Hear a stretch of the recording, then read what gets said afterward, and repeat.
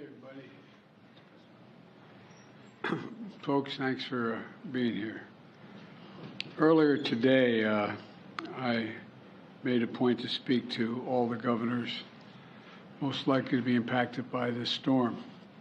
I spoke with Governor DeSantis several times, Governor Kemp, Governor McMaster's, Governor Cooper, about the impacts of the storm and that made landfall at 7:45 this morning as a Category 3 hurricane. And it's moved over land and is now shifted to Category 1, but it is still very dangerous with winds up to 75 miles an hour. And the impacts of this storm are being felt throughout the southeast, even as it moves up the eastern coast of the United States, affecting Georgia, South Carolina, North Carolina. And we have to remain vigilant, and there's much more to do.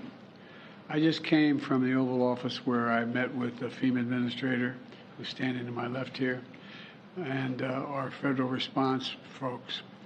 And early Monday morning, long before the storm made landfall, I spoke with Governor DeSantis and approved an early request for emergency declaration to enable him to have the full support ahead of time to protect the people's lives in the state of Florida. We surged personnel to Florida to help the state move people quickly to safety and out of the danger zone, and to help the governor and his team to the greatest degree possible in advance of the hurricane's arrival. And I directed the FEMA to redeploy resources, including up to 1,500 personnel and 900 Coast Guard personnel throughout the southeast. I directed Administrator Criswell to stay in close touch with the governor. She was with me when I was speaking to him as well. And I guess he's maybe tired of hearing to both of us, but he seemed like he welcomed it. As a matter of fact, I've asked that she get on the plane and leave for Florida this afternoon. She'll meet with Governor DeSantis tomorrow and begin conducting the federal assessment at my direction.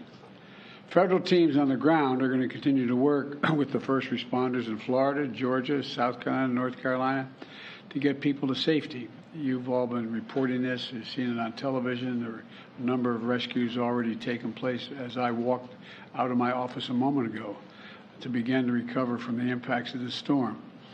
I let each governor I spoke with know if there's anything the states need right now, I'm ready to mobilize that support of what they need. I don't think anybody can deny the impact of the climate crisis anymore. Just look around. Historic floods, more intense droughts, extreme heat, significant wildfires have caused significant damage like we've never seen before, not only throughout the Hawaiian Islands in the United States, but in Canada and other parts of the world. We've never seen this much fire. And while we're dealing with this latest extreme weather event, I remain laser focused on recovering and rebuilding efforts in Maui. We were out there, and many of you were there as well. It's devastating what happened there.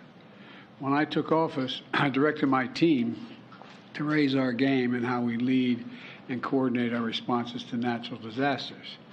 And because I've been around a while and I've known how these functioned, to ensure we met people where they are, when they need our help the most.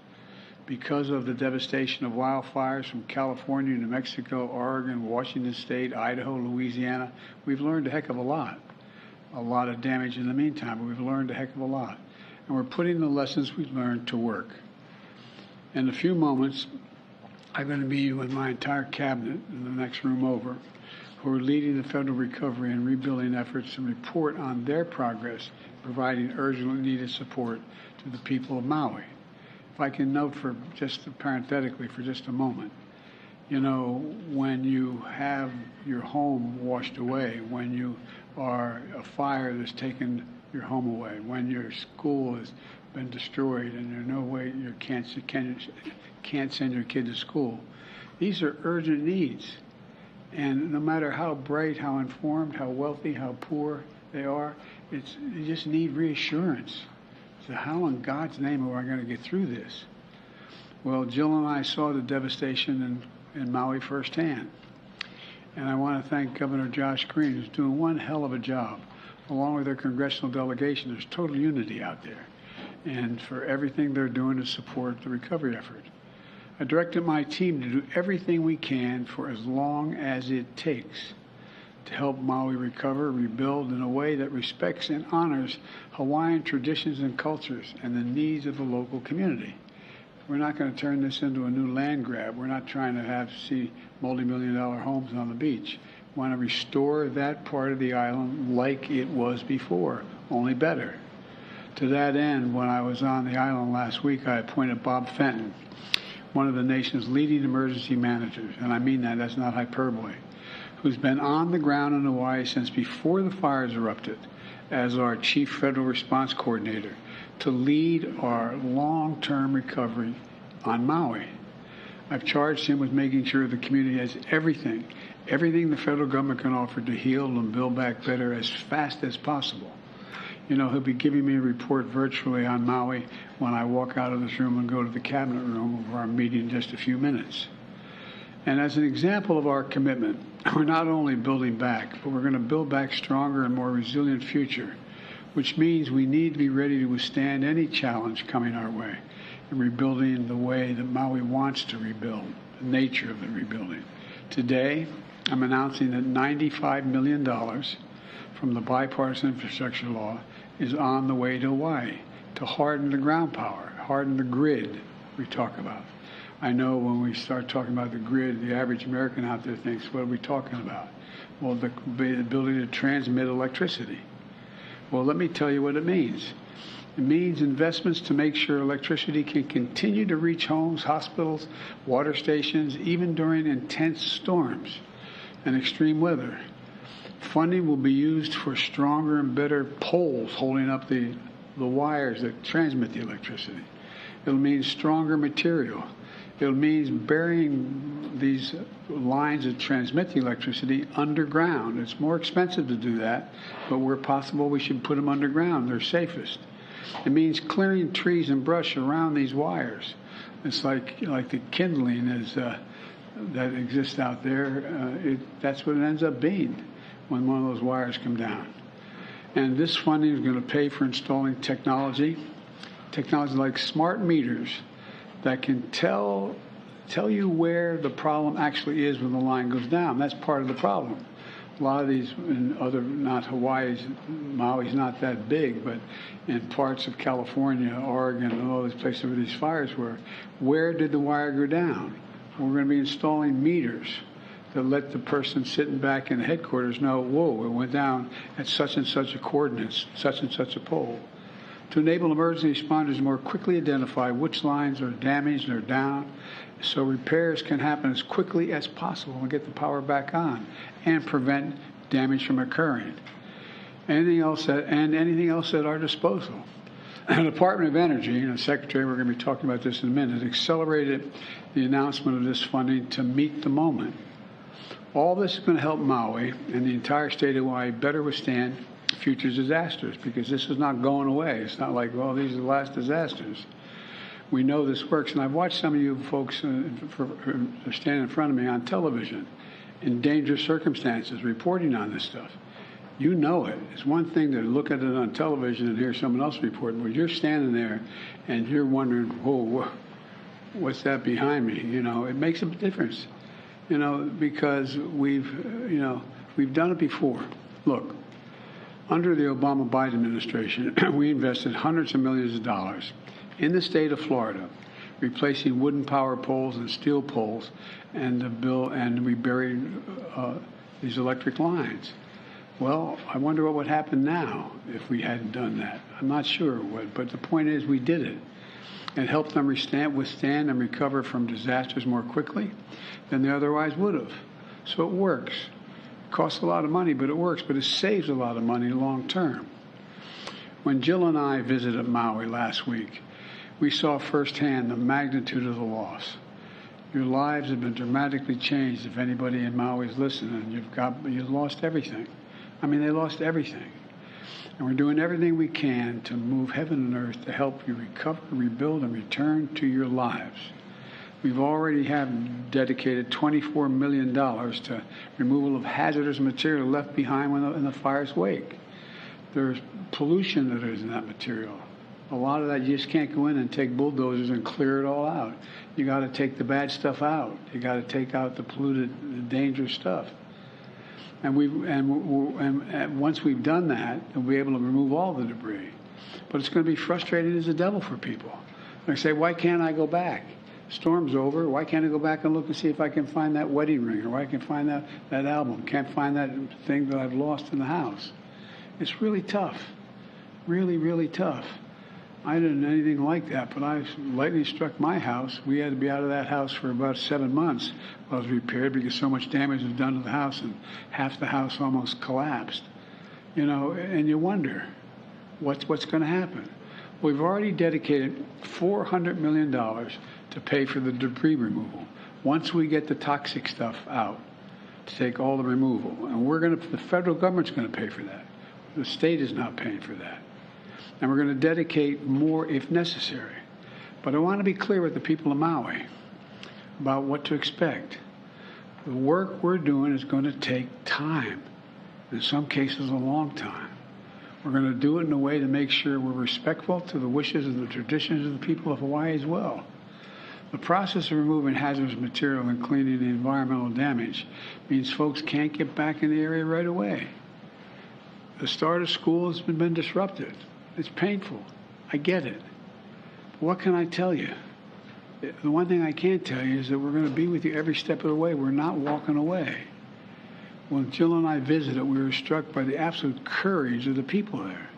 People who lost loved ones, lost everything. People are just trying to find out whether the ones they lost. Are they gone? Are they dead? Are they missing? Or are they just not accountable? Where are they? They've lost everything. Everywhere we turned, we saw and felt the aloha spirit. Neighbors helping neighbors. I mean, I know this sounds kind of corny, but it's true. It's true. Everybody's reaching out, trying to help the other guy. Turning pain into purpose and keeping the faith. I've directed my administration to continue working with urgency and focus to help the people of Maui on their journey of recovery and healing. And we're going to make sure you are healed and you're in better shape than before. I said when I was on the island last week, we're not leaving until the job's done. And we'll be there as long as it takes. I know there's a lot of questions you probably have. I'll take a few, but I have a cabinet meeting coming up right away. Yes. Mr. President, can you assure Americans that the federal government is going to have the emergency funding that they need to get through this hurricane season? The answer is, if I can't do that, I'm going to point out why. How can we not respond? My God, how can we not respond to these needs?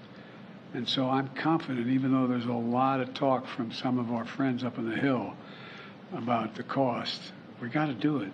This is the United States of America. Yes. Mr. President, Governor DeSantis is also running for president. You are running for re-election. Do you sense any politics in your conversations with him about this issue? No, believe it or not. I know that sounds strange, especially how the nature of politics today. But, you know, I was down there when the last major storm. I spent a lot of time with him, walking from village from community to community, making sure he had what he needed to get it done. I think he trusts my judgment and my desire to help. And I trust him to be able to suggest that this is not about politics, it's about taking care of the people of the state. Mr. President, on the hurricane, in your conversations with the governors, is there anything that you've heard from them that gives you pause, things that you think need to be there that are not quite there yet? And secondly, are you making any contingency plans on your own schedule, either with this Labor Day, with your own personal travels, and also for your international travels that are coming up next week? That are you going to need to reshuffle things? Well, I may. I just don't know yet. And first of all,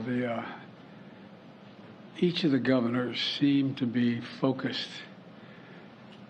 And I think what's changing, particularly the governors from North South Carolina as well as Georgia, is there wasn't an anticipation that it'd be moving up the coast. They were hopeful, and initially it looked like it was going to go further east and not affect them. So I think they're all in the process of rapidly focusing on what may happen, what may not happen, and what I hope the people of those states listen to is the warnings when they come from I mean, a lot of it, they may not see 130-mile-an-hour winds coming through, but guess what? You may also be on the shore in low-lying area and have a 8-foot surge of wind surge coming from off the ocean. But they've all been through it.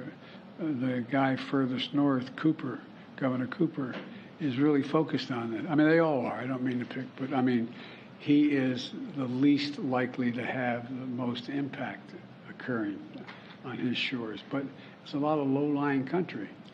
I was joking with him. I mean, my state is, when you have anything like a hurricane in my state, in Delaware and suburban and the eastern shore of Maryland, we're 3 feet above sea level, man. You worry about what those surges do, and that's the same thing still happening in Florida, because you're talking about the high tide, low tide, adding 3 feet, and so on.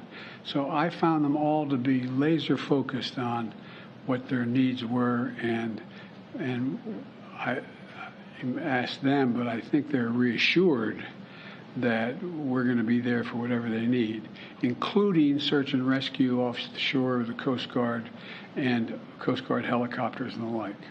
Mr. President.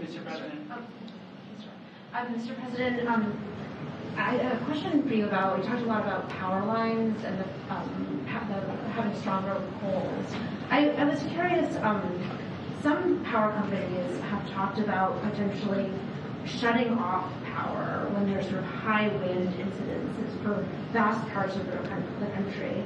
And I'm wondering if you think this is sort of an appropriate response by power companies, or if you think that they should be working to sort of harden their infrastructure more than just ending power when there's a... I think both. Look, it's very expensive to secure these power lines. Both in terms of the actual structure. We look out there and you see these large towers carrying multiple wires, and the wires are like that thick, and they're carrying an awful lot of energy, and sometimes those entire towers come down. I am not expert enough to know when it's appropriate to shut down that line. And that's one of the reasons why I think having the technology to have these meters on each of these facilities tells you where the danger is. So I can picture, I'm getting beyond my expertise here, but... You're talking about huge numbers of Americans suddenly not having power because the company makes the determination that... Well, but by the way, we also know how many huge number of Americans have died, how many huge number of Americans have, for example, more forest has been burned to the ground since I've become, in the time I've been doing this, than the entire square miles of the state of Maryland. Imagine the entire state of Maryland burning to the ground. That's how much is already burned to the ground. So I think as we try to harden the capacity to transmit energy, it's not irrational to make a judgment that you may have to, in a certain circumstance, shut off the power. I just don't know enough to know the detail of how to do that. I mean, where that decision is made. That's why we're starting off. I was talking with Sherwood Randall, who handles this for me, about the need to put these meters along these so we know where the power is going down. You may be able to shut off parts. I just don't know enough to know that. Mr. President, are you concerned at all that a potential government shutdown would impact the recovery efforts? And what is your reaction to House Republicans who say that they're launching an investigation into the federal response in Maui? Well, I welcome a federal response in Maui. I think that they should go out and talk to every elected official, from the mayors to the governors to the United States senators to the congresspersons. I welcome, and once they go out and see it, then I'm sure they'll provide the money.